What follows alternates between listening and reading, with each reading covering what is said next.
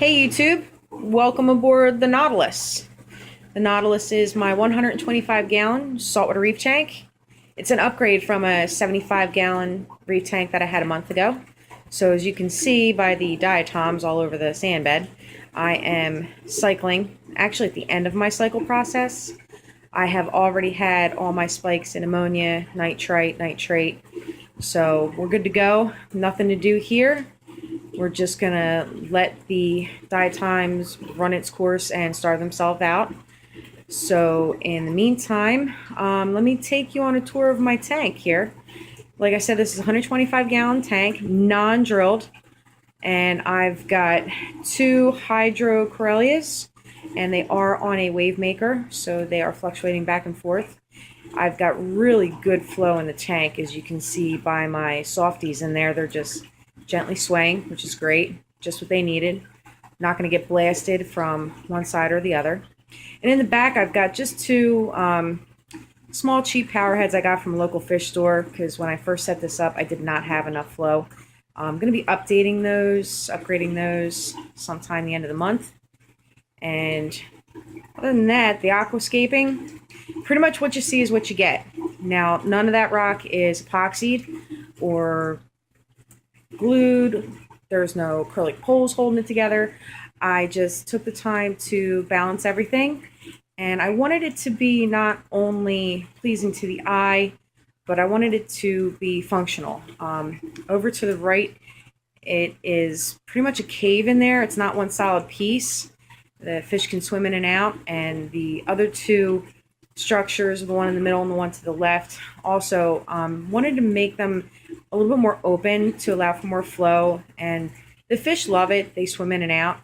And the reason why I did not epoxy anything or glue anything or make it a stable, glued together structure is because I wanted to be able to move things around if I had to.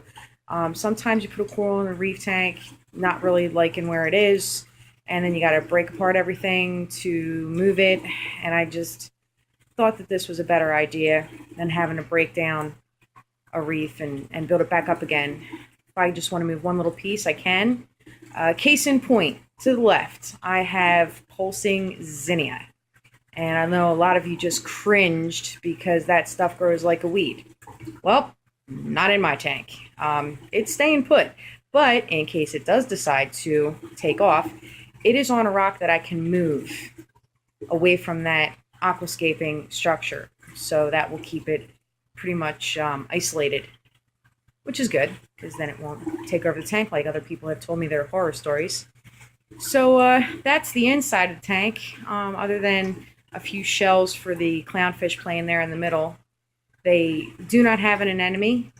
I have not purchased one yet, so instead they have hosted those shells, which I'm fine with that, and they seem to love them. So let's move on. Show you the rest of my setup. That's the cabin there. And down here in the engine room, the heart of the Nautilus, I have a Generation 2 eShops R200. This is a great, already built, for those of you who are not DIY savvy like myself, refugium. It's got plenty of room for all of my equipment. If we go down here to the left of the tank, I'm sorry if I'm shaking you guys around. I'm on my cell phone. Not a professional yet with a setup, but hope to be. So what I have here is my bulk reef supply dual reactor. I've got my GFO, which is like full to the top, and it's very deceiving. It's not moving as much as you think it is. It is gently tumbling in there, which is just what it's supposed to do. I've got enough in there for my 125 gallons, and on the other side I got my carbon. Again, enough for 125 gallons. And then what I've got here in this next compartment, let's see if I can get over here. Again, I apologize for shaking you around. I've got my Bubble Mangus skimmer, and that is a +1. It is actually rated for 150 gallons. My tank's only 125, so I'm a little overboard with that, but that's what I was told to do. Thank you again, Mr. Saltwater Tank. And as you can see, my overflow box only has one outlet to the refugium. I would like to get an upgraded overflow box that has two. This one's working fine, so you know what they say, if it ain't broke, don't fix it. So we're just gonna leave it. And if you can tell, I've got that little black sponge in there. That actually came with the overflow box, and it fit perfect, and it keeps everything from splashing. So, you know, I was just, it was dumb luck, total dumb luck that I shoved it in there just to keep it from splashing, and it fit perfect. If anyone else has that problem and you've got one of these really long overflow box core sponges, I'm telling you, that thing is great for keeping it from splashing over. And let's move on to my refugium area. Again, Mr. Saltwater Tank, I'm giving you a few shout outs here. The clamp light, the clamp shop light with the Sylvia daylight 6500K Kelvin bulb is growing my Chaeto like crazy. This sucker has tripled in size since I put it in here about 3.5 weeks ago.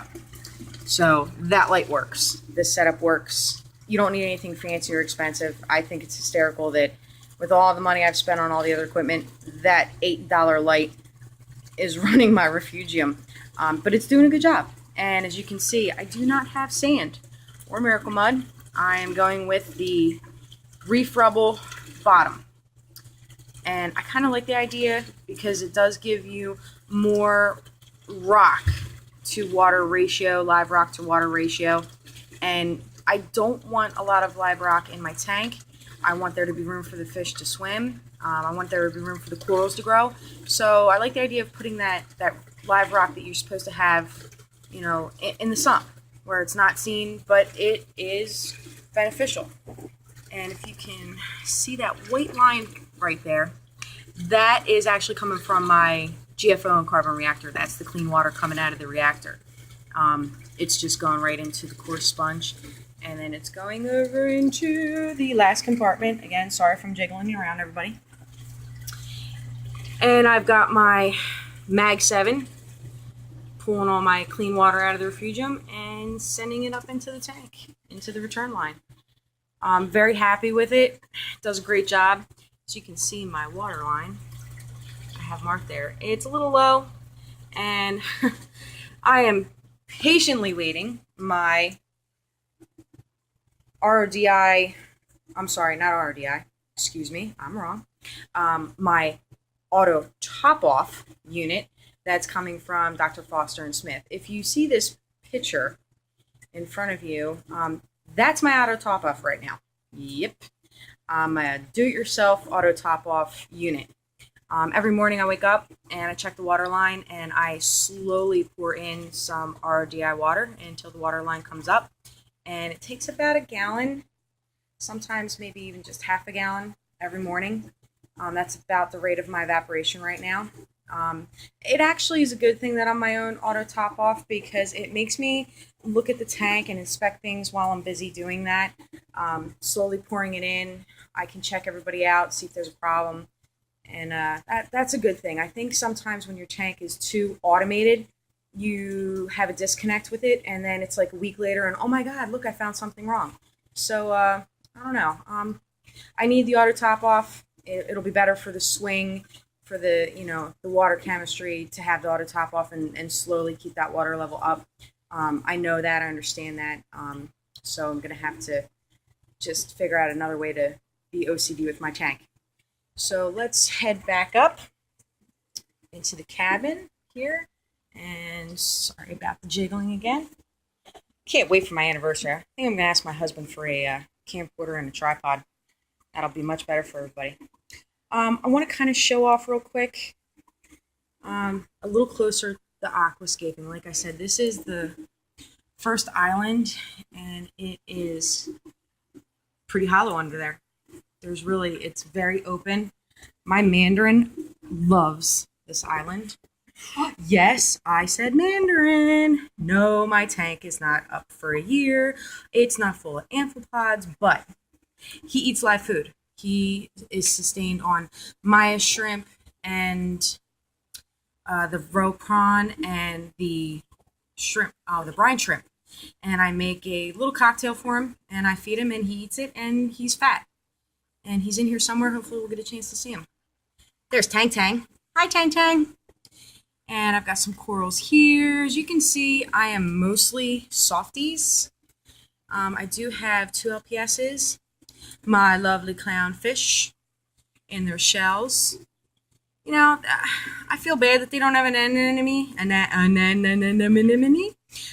but at the same time, they really like these shells. They've hosted them pretty well, so I'm not going to mess with them. And I'm not ready for an anemone yet. Got my toadstool. He's looking good. If my camera would focus on him. There it goes. He's pretty. His little pink rim. And I've got my LPS here, my frog spawn. This thing's huge. It has doubled in size since I started this tank. Got some zoas there. Don't ask me what this is. I have no idea. If anyone knows, please in the comments below. Love to know what that thing is. Grows great in my tank. My pulsing zinnia, some more mushrooms, my candy canes, which have, if you can tell, this one here started to split. Awesome. And I do have a hippo. He's hiding. He's camera shy. He's right under the candy canes. I also have Royal Gourami. Boy, I can't talk tonight doing this this video. I apologize, guys. He's in there somewhere swimming around. Probably hiding off with the mandarin. So, again, the aquascaping, everything is pretty much just balanced. And it is really stable. I have pushed and pulled on it, blown the power heads at it to see if it would fall. And it's not going anywhere. So far, this is what I got after 30 days. And I'm going to be doing more of these videos. If you have any questions or requests, please let me know in the comments below.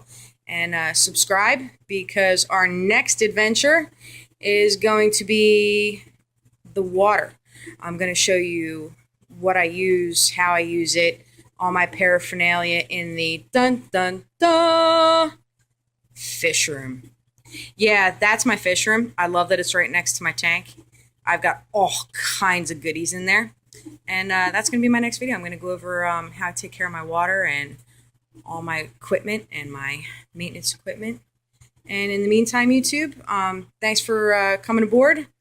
Have a great night or day, whichever time of day you're watching this. This is your captain speaking, and we'll see you again. Bye-bye.